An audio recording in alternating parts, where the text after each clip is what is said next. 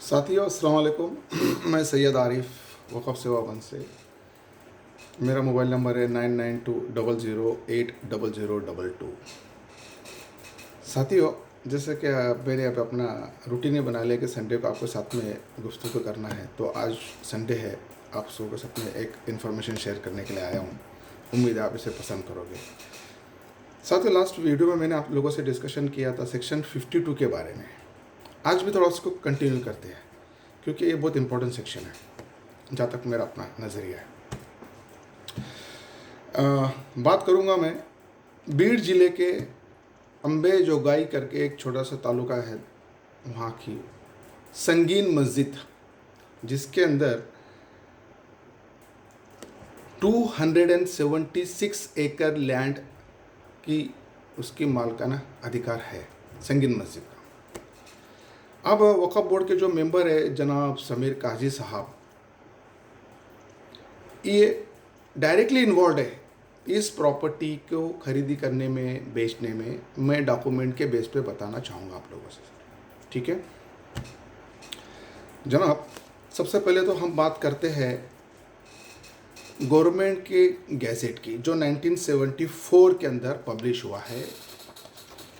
ये देखिए government gadget है, 1974 का है। ये इधर जो है अम्बे जोगाई लिखा गया है। There are 10 survey numbers. जो एरिया है ना 276 एकड़, उसका टोटल 10 सर्वे के अंदर वो अलग अलग टुकड़े में डिवाइड हुआ है। तो ये उसके नंबर भी 10 है, और नीचे इसका दिख रहा है 276 एंड 18 गुंठा टोटल। ये सब इधर मेंशन है सर, संगीन मस्जिद। और इसके सेकंड पेज पे अगर हम देखेंगे तो इसका जो पर्पज़ है वो दिया गया है रिलीजियस, सुन्नी मस्जिद है एंड रिलीजियस है सर। ये इधर ये सुन्नी रिलीजियस, ठीक है। मस्जिद का नाम है माशाल्लाह मस्जिद संगीन, एरिया 46/36 एंड वैल्यू ₹15,000 उस जमाने में, ठीक है, जब मतलब बनी थी। This is the first document on which I am telling that this particular survey numbers are belongs to and having the title right of संगीन मस्जिद सर, ठीक है। ये एक पहला डॉक्यूमेंट हो जाता है। सिमिलरली सर एक डॉक्यूमेंट है मेरे पास में, गांव नमूना नंबर 1, गांव नमूना नंबर 1, ठीक है सर। इसमें भी अगर हम देखते हैं तो गावा चुनाव अम्बे जोगाई वर्ग वर्ग वर्ग 3, इधर देखो वर्ग 3 दिख रहा है, क्लास 3, ठीक है, देवस्थान क्लास 3, संगीन मस्जिद, संगीन मस्जिद का नाम है सर। वही 10 के 10 सर्वे नंबर है सर, ये देख लीजिए 10 सर्वे नंबर दिखेंगे आपको, और बाजू में एरिया दिखेगा 276.18 गुंठास। ये एरिया, सर्वे नंबर्स, नाम, क्लास गैजेट के साथ में टैली हो रहा है, मैच हो रहा है सर। अम्बे जोगाई का है, ठीक है, अम्बे जोगाई, गावा चुनाव अम्बे जोगाई, वो भी आप देख सकते हैं, ये अम्बे जोगाई सर नाम, ठीक है। गाँव नमूना नंबर 1, 2। तीसरा हम देख रहे हैं डॉक्यूमेंट सर, ये है list of waqf in the Hyderabad area of the state of Maharashtra, ठीक है। यहाँ पर name of the waqf, name of the waqf नीचे है, दिखाता हूँ आपको, ये नीचे मस्जिद संगीन, उसका जो एरिया है 46/36, वैल्यू 15,000 जो थी वही मेंशन की गई सर, इधर वो मैच हो रही है सर इससे, ठीक है। Whether the waqf is Sunni और Shia, Sunni, object of the waqf is religious, और इमूवेबल प्रॉपर्टी का जो डिटेल है वही 10 की 10 डिटेल है, और उसका एरिया है 276.18 सर।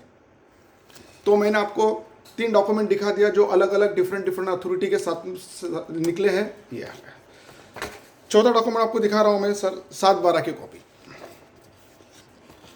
7/12 एक्सट्रैक्ट है सर।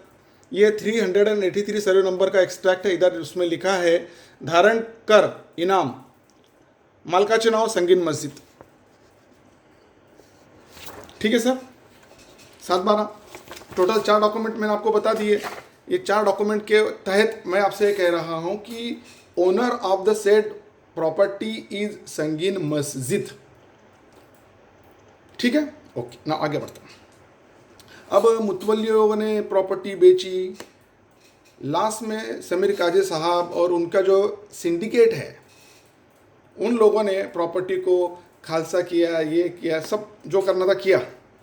रिसेंटली एक जजमेंट अभी पास हुआ है रेवेन्यू के अंदर 24 जनवरी 2022 को, 24 जनवरी 2022 को पास हुआ है।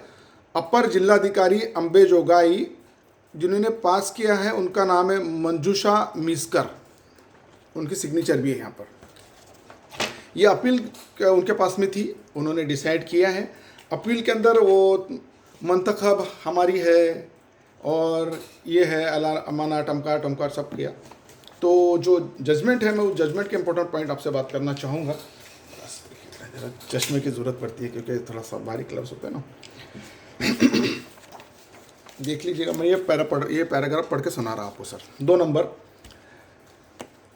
मतलब उन्होंने लिखा, प्रकरणात खालील न्यायालयाची संचिता व उपलब्ध कागदपत्रांचे अवलोकन केले असता पुढील बाबी दिसून येतात। उसमें नंबर 2 पढ़ रहा हूँ मैं, नंबर 1 तो वीर कॉमन है। नंबर 2 है यादीतील अनुक्रमांक 6 वर मूळ मुंतखब क्रमांक 1570/1307 फसलीची उर्दू भाषेतील प्रमाणित प्रत मराठी भाषांतरसह 14 सप्टेंबर 2008 इंटू ब्रॅकेट भाषांतराची तारीख 17/4/1037 फसली दिनांक 24 सप्टेंबर 2008 असल्याचे नमूद केलेले आहे। तथापि सदील मुंतखबची प्रत उपजिल्हाधिकारी इंटू ब्रॅकेट सामान्य भूसुधार बीड यांचे संचिकेत दिसून येत नाही। फिर पढ़ता हूँ। तथापि सदील मुंतखबची प्रत उपजिल्हाधिकारी भूसुधार बीड यांचे संचिकेत दिसून येत नाही। ये 2 नंबर का उनका फाइंडिंग है मैडम का, ठीक है। और सारे फाइंड है, बाद में उनका एक क नंबर पे जो उन्होंने लिखा है वो पढ़ के दिखा रहा हूँ सर आपसे। एक क नंबर के ऊपर जो लिखा उन्होंने बता रहा हूँ। साल सन 1974-75च्या सर्वे नंबर 142 अ 7/12 पत्रकावर मालकी हक्कात संगी मस्जिद अशी नोंद असून अस्सल सेतवारी बुकमध्ये सर्वे नंबर 142 हा माई असल्याचे दिसून येत आहे। वो जो मैंने आपको बताया था ना गैजेट, गवर्नमेंट गैजेट, उनकी बात कर रहे हैं मैडम, 74-75 का गैजेट। और जो 10 सर्वे नंबर है उसके अंदर से एक सर्वे नंबर 142 भी है, और ये अपील जो है 142 नंबर की प्रॉपर्टी के बारे में अपील हुई है। तो ये अगर मैडम ये कह रहे हैं कि 142 सर्वे नंबर जो है मालकी हक्कात संगी मस्जिद अशी नोंद असून, मैडम कह रही है, मैं नहीं कह रहा हूँ, मैडम जो अपर जिल्हाधिकारी है उनकी फाइंडिंग सही है, ठीक है। उसके बाद में उन्होंने लिखा है नीचे, माननीय दिवाणी न्यायाधीश अंबेजोगाई यांच्याकडील प्राप्त करून घेतलेल्या प्रकरणातील पक्षकारांनी प्रकरणात दाखल केलेल्या गाव नंबर 9च्या प्रमाणित इनाम पत्रकाची पाहणी केली असता सदर इनाम पत्रकावर वर्ग 3 व बशर्त आदाई खिदमत अशी नोंद दिसून येते। All our finding by madam अपर जिल्हाधिकारी है, ये उनकी फाइंडिंग्स है सर। और इस फाइंडिंग्स के ऊपर उन्होंने आदेश क्या दिया है, वादी यांची अपील मंजूर करण्यात येते है। मतलब कि जो अपील गई थी कि जो पहले इसके पहले का जो था कि वो सब मुंतखब सही है, ये वो है ना, वो सब उन्होंने रिजेक्ट करवा दिया और एक्सेप्ट करके इनको सेट असाइड कर दिया पहले ऑर्डर को। ये रिसेंटली 24 जनवरी 2022 का जजमेंट है ये, ठीक है दोस्तों मैं ये सब डॉक्यूमेंट के तहत आप लोगों से ये कहना चाहूँगा कि ये वेरियस डॉक्यूमेंट्स वेरियस अथॉरिटीज़ ने इशू किए हैं। On this grounds I can say that कि this Sangeen Masjid property are nothing but the waqf property. अब इसको और कॉन्क्रीट एविडेंटली हम एम्फसाइज करने की कोशिश करेंगे तो 2020 के अंदर हमारे वक़्फ़ के रीजनल ऑफिसर उन्होंने एक लेटर इशू किया था दिनांक 7 अगस्त 2020। सर ये लेटर है, ठीक है। इन्होंने दिया था पुलिस निरीक्षक पुलिस स्टेशन शहर अंबेजोगाई जिला बीड, इनको दिया था। सब्जेक्ट क्या लिखा था सर इसके अंदर उन्होंने, मस्जिद संगीन अंबेजोगाईच्या संबंधित असलेल्या इनाम जमिनीची त्या बेकायदेशीररित्या खरेदी विक्री करणाऱ्या विरुद्ध कायदेशीर कारवाई करण्याबाबत वक़्फ़ संशोधन अधिनियमामधील कलम 52(2) 1 प्रमाणे, ये उन्होंने लिखा है सर ये, ठीक है। और इन्होंने प्रत किसको दी है? मुख्य कार्यकारी अधिकारी वक्फ मंडल पंचक्की और दूसरा तहसीलदार अंबेजोगाई, ये दिन को दिया है सर ये, ठीक है। सब सिग्नेचर वगैरह सब इधर है। तो मेरा कहने का मतलब है कि सिर्फ सैयद आरिफ ही नहीं कह रहा कि संगीन मस्जिद वक़फ़ है, ये वक़फ़ के रीजनल ऑफिसर खुद कह रहे हैं कि वक़फ़ है, ठीक है। चलो इसको भी हम साइड में रख देते हैं, कोई बात नहीं है। रिसेंटली एक्सक्यूज मी, रिसेंटली 25 जनवरी को वक़फ़ बोर्ड के जो CEO है जनाब अनीस शेख साहब, उन्होंने एक लेटर इशू किया है, जावा क्रमांक है 1037/2022। ये 25 जनवरी का डेट लेटर है और ये जावा क्रमांक है साहब, ठीक है। इन्होंने लिखा है प्रति जिला वक़फ़ अधिकारी बीड को लिखा है इन्होंने। सब्जेक्ट क्या है मैं पढ़ के सुनाता साहब आपको। विषय, मस्जिद संगीन अंबेजोगाई बीडच्या संबंधित असलेल्या इनाम जमिनीची खालसा करणाऱ्याविरुद्ध गुन्हा दाखल करण्यासाठी परवानगी मिळण्याबाबत। संदर्भ, आपले पत्र क्रमांक 593/22 दिनांक 18 जनवरी 22 लिखा मैंने। CEO साहब ने सारा डिस्क्रिप्शन लिखा है इसके अंदर और लास्ट पूरे के पूरे 10 सर्वे नंबर लिखा है और उन्होंने लिखा है असून त्यांची एकूण जमीन 276 एकर 18 गुंठे। मतलब मैं जो आपसे कह रहा हूँ ना 350 एकड़ जमीन, वो कंफर्म हो रही है सर, मैं ही नहीं कह रहा हूँ, ये देखो इधर लेटर में भी लिखा है 276 एकड़, ये इधर है, ठीक है sir. It is confirmed undoubtedly. चलो thank you very much. Anish Shaikh साहब क्या डायरेक्शन दे रहे हैं अब वो पढ़ते हैं। इनाम जमिनीच्या प्रकरणात बेकायदेशीर खरेदी विक्री व्यवहार व खालसा प्रकरणे उघड झाल्यास त्यांच्या विरुद्ध ही वक़फ़ कारवाई 1995च्या कलम 52(1) मधील तरतुदीनुसार व भारतीय दंड विधानाचे इतर कलमान्वये संबंधित पोलीस ठाण्यात फौजदारी गुन्हे व फरियाद दाखल करण्यासाठी आपणास अधिकृत करण्यात येत आहे। ये CEO साहब ने लेटर इशू कर दिया। I appreciate it. I welcome this letter because this letter is directly confirming that the property belongs to Sangin Masjid is the waqf property. I accept it. अब मेरा इस लेटर के ऊपर ये सवाल खड़ा होता है कि CEO साहब सेक्शन 52A आपने लेटर लिख के दिया है कि भाई ये आपको इसके अंदर इसके सेक्शन के तहत एफआर करना है। सेक्शन 52A क्या कहता है वो भी तो पढ़ना चाहिए ना सर, है ना। CEO साहब आपने शायद पढ़ा होगा, आपको ये लेटर निकालने के पहले वक़फ़ बोर्ड के मीटिंग का रेजोल्यूशन पास हुआ होगा आपके पास में, स्टेट गवर्नमेंट ने आपको नोटिफिकेशन निकालकर या लेटर निकालकर आपको इंस्ट्रक्शन दिया होगा, आपने लीगल ओपिनियन लिया होगा, तभी आपने लेटर भेजा। क्योंकि आप एक गवर्नमेंट डिपार्टमेंट के अलग अफसर रहने के बाद में रिटायर्ड होकर आप इधर आके काम कर रहे हो, तो आपको तो गवर्नमेंट डिपार्टमेंट के अंदर कैसा निकालना, कब निकालना, इसका सारी जानकारी है। तो मैं समझता हूँ कि आपने जो लेटर निकाला है ये लेटर सारी स्टडी करने के बाद ही निकाला है, ठीक है। किसी को ब्लैकमेल करने के लिए तो बिल्कुल ही नहीं निकाला होगा, कतई नहीं निकाला होगा, तो मैं वो कहना भी नहीं चाहूँगा, ठीक है। But I appreciate this letter. अब मेरा ये कहना है कि सेक्शन 52 क्या कहता है। अगर वक़फ़ बोर्ड की परमिशन ली है तो फिर बहुत अच्छी बात है, अगर वक़फ़ बोर्ड की परमिशन नहीं ली तो सेक्शन क्या कहता है वो पढ़ लेते हैं। Section 52A, penalty for alienation of waqf property sanction of board, ठीक है। तो अगर सेक्शन 52A करना है तो it has to be sanction by the board. तो सेक्शन 52A जो सर ने लिखा है लेटर में, क्या होता है, whoever alienates or purchase or takes possession of in any manner whatsoever either permanently or temporarily any movable or immovable property being a waqf property. अगर वक़फ़ की प्रॉपर्टी है तभी आप सेक्शन 52A के तहत आप केस कर सकते हैं, कंप्लेंट लॉन्च कर सकते हैं सर, ठीक है। तो मेरा तो डाउट जो था कि ये वक़फ़ की है कि नहीं है, ठीक है, वो कंफर्म हो रहा है सर के लेटर पे। आई सैल्यूट सर, मेरा काम हो गया, ठीक है। वैसे भी हो गया था लेकिन फिर भी चलो ठीक है, गवर्नमेंट के डिपार्टमेंट के वक़फ़ CEO ने कह दिया, खत्म हो गया काम, ठीक है। आगे पढ़ते हैं। Without prior sanction of the board shall be punishable with the rigorous permission for the term of 2 छोड़ दो। अभी सेक्शन 52A 2 क्या कहता है sir, that is very important. CEO साहब मैं आपके लिए कह रहा हूँ सर, ये अगर वक़फ़ बोर्ड की आपने सैंक्शन नहीं लिया है, रिजोल्यूशन पास नहीं करवाया है और आपने किसी और के कहने के ऊपर लेटर निकलवाया है, तो क्या होगा कोर्ट के अंदर, वो आपको बता रहा हूँ सर मैं। Notwithstanding anything content in the code of criminal procedure 1973 any offence punishable under this section shall be cognizable और नॉन बेलेबल, ठीक है सर। तीसरा, no court shall take cognizance of any offence under this section. Which section? Under this section माने 52A 3. CO साहब आपके लिए कह रहा हूं. No court shall take cognizance of any offense under this section except on a complaint made by the board or any officer duly authorized by the state government in this behalf.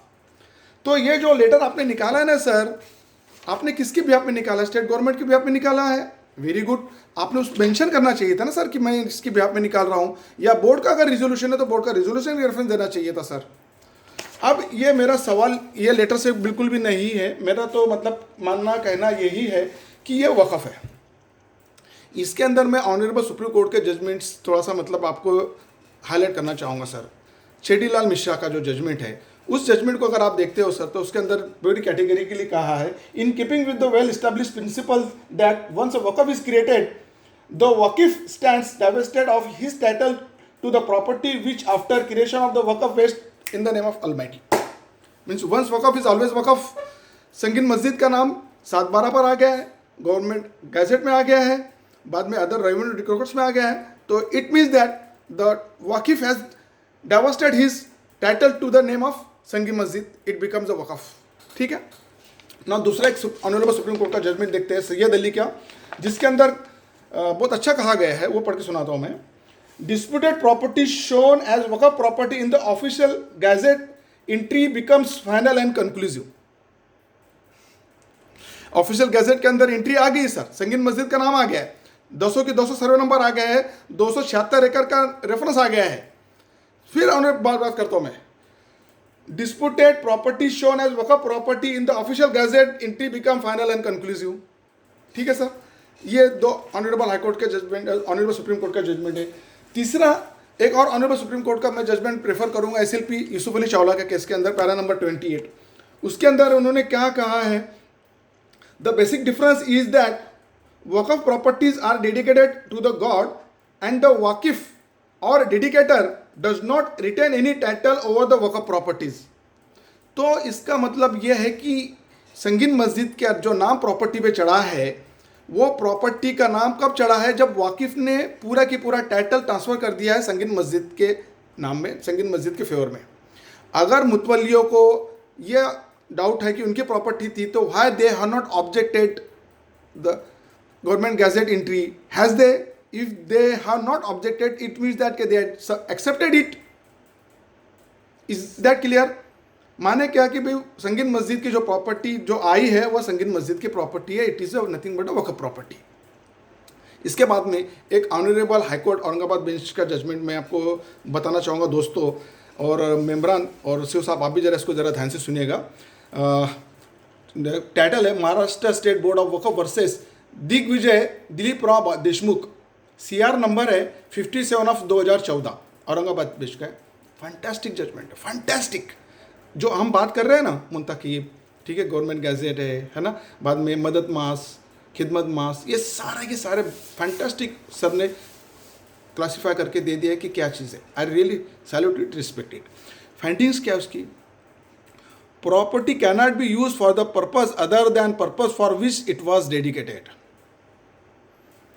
तो जो property आई है that has been dedicated to the Sangeen Masjid for maintenance of masjid and it will remain forever that purpose only. Purpose cannot be changed as per the वक़फ़ properties are concerned. ठीक है दोस्तों. अब मैं इसके बाद में आप लोगों से बात करूंगा कि ये समीर काजी साहब का जो है ना डायरेक्टली इन्वॉल्वमेंट कैसा है ये संगीन मस्जिद के उसके अंदर. ये मेरे पास में दो खरीदी खत मैंने सैंपल के तौर पे लाया है. ये दोनों खत है. ये जो प्रॉपर्टी है, प्रॉपर्टी नंबर, सर्वे नंबर जो इसका है 344, जिसके अंदर समीर काजी साहब डायरेक्टली बायर है, डायरेक्ट. ठीक है, पहले नंबर पे समीर काजी साहब का नाम है, लिहुन गेनार में समीर काजी साहब का नाम डायरेक्ट है. ठीक है, 344 जो सर्वे के अंदर दिखा रही है 23 एकड़ है. ठीक है, ओके, ये है. और ये दूसरा प्रॉपर्टी का नंबर है, इसका प्रॉपर्टी नंबर क्या है? ये प्रॉपर्टी 383 पार्ट 1. इसके अंदर समीर साहब ने मिस्टर एहतशामुद्दीन मतीनुद्दीन काजी साहब का पावर ऑफ अटॉर्नी लेकर रखा है. इस 6 नंबर का इधर लिखा है. तो mister Sameer Kazi is involve. ठीक है, अच्छा. ये मेरे पास में दूसरे प्लॉट करके इन्होंने जो प्रॉपर्टी बेची है उसके डॉक्यूमेंट है सर। ये 9th ये मेरे पास में है, रजिस्टर्ड डॉक्यूमेंट की कॉपी है सर। ये मैं आपको बड़ों तो टाइम पास हो जाएगा, मुझे बताना नहीं, ये अलग चीज़ है। नो डॉक्यूमेंट है। अभी समीर साहब ये किसी मिस्टर अतुल मनसुख लाल संगानी और लोगों के साथ में मिलकर काम कर रहे हैं, और ये सब इन्होंने सिंडिकेट बना के ये प्रॉपर्टी वक़फ़ से निकालकर बेचने की कोशिश की, प्लॉटिंग करके बेचने की कोशिश की। मैंने आपको बता दिया ये वक़फ़ की संगीन मस्जिद की प्रॉपर्टी है, समीर काजी का डायरेक्ट इन्वॉल्वमेंट है, प्लॉटिंग बना के बेच रहे, मैंने आपको बता दिया। समीर साहब मुझे आपसे कहना है कि हमको अपने ने मारा गैरों में कहा दम था। समीर साहब मैं आपको बोल रहा हूँ, हमको अपने ने मारा गैरों में कहा दम था, हमारी कश्ती वहाँ डूबी जब पानी कम था। साहब ये वक़फ़ की ज़मीन है, मेरी आपकी हम सब की ज़मीन है, और आप वक़फ़ बोर्ड मेंबर बन के बैठ के फ़ोटो खिंचवाते हो और सोसाइटी में दिखाते हो कि देखो I am sitting with the waqf board member. शर्म आनी चाहिए तुमको, शर्म। 276 एकड़ ज़मीन के अंदर तुम्हारा डायरेक्ट इन्वॉल्वमेंट है, और वाकई में अगर आपका ईमान सच्चा है और तुम सच्चे मुसलमान हो तो लिख के दे दो कि मैंने जो प्रॉपर्टी में मेरा इन्वॉल्वमेंट है वो वक़फ़ है। मैं आपको सबके सामने सैल्यूट करूंगा, पैर पकड़ूंगा आपके समीर साहब स्टेज पे, क्योंकि आप अगर कहते हो कि मैं एक ही प्रॉपर्टी में इन्वॉल्व हूँ, 2 एकड़ में इन्वॉल्व हूँ, अगर वो 2 एकड़ भी आप लिख के देते हो और वक़फ़ होती है तो पूरे 10 की 10 सर्वे वक़फ़ होते हैं, सारे के सारे 350 एकड़ ज़मीन वक़फ़ के अंदर आती है। समीर साहब अपना ज़मीन को ज़रा जगाओ, और नहीं जगाते हो तो मैं आपको ये कह रहा हूँ, और मैं वैसे भी ना इम्पॉसिबल है दोस्तों। इसके बाद में मैं कहना चाहूँगा कुछ ऐसी चीज़ें जो मतलब कि आप सुनकर हैरान हो जाओगे। इम्तियाज़ जलील साहब अस्सलाम वालेकुम, मेरा नाम सैयद आरिफ है। मैं आपसे डायरेक्ट रूबरू बात करना चाह रहा था, चूँकि आप भी सैयद है और मैं भी सैयद हूँ, और आप जिस पार्टी से आते हैं उस पार्टी का एजेंडा ही है कि मुस्लिम लोगों का हक़ की हिफाजत करना। आपके बाजू में बैठने वाला जो समीर काजी है ना, ये डायरेक्टली संगीन मस्जिद की जो वक़फ़ की प्रॉपर्टी है 276 एकड़, 350 एकड़ के अंदर ये इन्वॉल्व है। अगर वो इन्वॉल्व है डायरेक्टली, मेरे पास में रजिस्टर्ड डॉक्यूमेंट है वो वक़फ़ की, वो मैंने आपको बता दिया सर, ठीक है। आपकी पार्टी का जो एजेंडा है कि मुसलमानों के हक़ के लिए लड़ना है, तो सर मेरा हक़ है, हम मुसलमानों का हक़ है। ये 350 एकड़, अच्छा ये 350 एकड़ भी नहीं है, ये समीर काजी और जो सिंडिकेट है ना अंबे जोगाई की, ये संगीन मस्जिद के 350 एकड़, इसके बाद में अंबे जोगाई के अंदर जुमा मस्जिद की 450 एकड़ ज़मीन है, सेम सिंडिकेट इन्वॉल्व है। तो 350 प्लस 450, 750 एकड़। इम्तियाज़ जलील साहब, हम मुसलमानों की अगर 750 एकड़ ज़मीन आप बचा के देते हो तो इससे बड़ा नेके का काम क्या हो सकता है। और मैं आपसे इसलिए उम्मीद करता हूं कि आप जिस पार्टी को रिप्रेजेंट कर रहे हो, आप ही ने कहा है कि हम मुसलमानों के हक़ के लिए लड़ने वाले लोगों में से है, तो मैं आपको हाथ जोड़ के बोलता हूं कि हमारे हक़ के लिए लड़ो। अगर मैं झूठा हूं तो तुम्हारा आरओ झूठा है, तुम्हारा सीओ झूठा है, वो लोग ब्लैकमेलर है, मैं भी ब्लैकमेलर हूं, वो सही है तो मैं भी सही हूं। आपको बताना है जलील साहब, मैं आपके हाथ जोड़ रहा हूं, सैयद साहब आपके हाथ जोड़ रहा हूं, मुसलमानों के हक़ के लिए आपसे मैं रो की भीख मांग रहा हूं, साहब मदद करो। आपके बाजू में बैठ के फोटो खींचता है सर, वो उसकी औकात क्या है फोटो खींचने की, और वो बता दे कि देखो मैं इनके साथ में बैठता हूं। फौजिया मैडम, आप एनसीपी से रिप्रेजेंट करते हो, मुझे पता है कि आप नेशनल वुमेन विंग के प्रेसिडेंट हो, माइनॉरिटी डिपार्टमेंट एनसीपी के पास है। इसके पहले जो बीजेपी की गवर्नमेंट थी ना, उसके अंदर 7 वक़फ़ बोर्ड मेंबरों को सस्पेंड करके उनके ऊपर एफआईआर दर्ज किया गया था। मैंने जो आपके सामने अभी दलील पेश की है, मेरे डॉक्यूमेंट जो मैंने आपको बताए हैं, वो डॉक्यूमेंट अगर सही है, आपके आरओ का लेटर, आपके सीओ का लेटर अगर सही है, तो मेरा कहना भी सही है। क्यों आप उस आदमी को बाजू में बिठा रहे हो, क्यों आप उसे शेल्टर कर रहे हो? अगर आप शेल्टर कर रहे हो तो हमको ये डायरेक्टली मैसेज मिलेगा कि बीजेपी हमको एनसीपी से अच्छी थी। अगर हम झूठे हैं तो हमको बोल दो कि आरिफ तू झूठा है, हमारा आरओ झूठा है, हमारा सीओ झूठा है, हमें कोई तरज नहीं है। हम अगली दूसरे गवर्नमेंट अथॉरिटी के पास में रेमेडी हमारे पास में, हम उधर चले जाएंगे। लेकिन मैडम इनिशियली आप वक़फ़ बोर्ड के मेंबर हैं और हम पे उम्मीद करते हैं कि आप हमको जरूर हक दोगे, इसके लिए हम आपसे उम्मीद कर रहे हैं। चेयरमैन साहब, आप न्यूली इलेक्टेड है, मैंने आपको विश भी किया था, आपको लेटर भी लिखा था, but you does not have single courtesy to reply my that particular mail sir, letter भी आई एम नॉट एक्सपेक्टिंग। लेकिन ये जो कांड हो रहा है ना, ये जो सीओ ने लेटर इशू किया है, आपके चेयरमैनशिप के परेड में इशू हुआ है सर लेटर, तो कहीं ना कहीं आपका भी इन्वॉल्वमेंट है। वो लेटर अगर जो है ऑफिशियली गया है तो आपके निगरानी में गया है, आपके प्रेजेंस में गया है, आपके परमिशन के लिए साथ गया है, that letter must have to be executed. अगर वो ब्लैकमेल के लिए गया है तो you must have to take an action. ठीक है सर। दोस्तों, मैं इतना बोल के आप लोगों को सबसे विदा लेता हूं।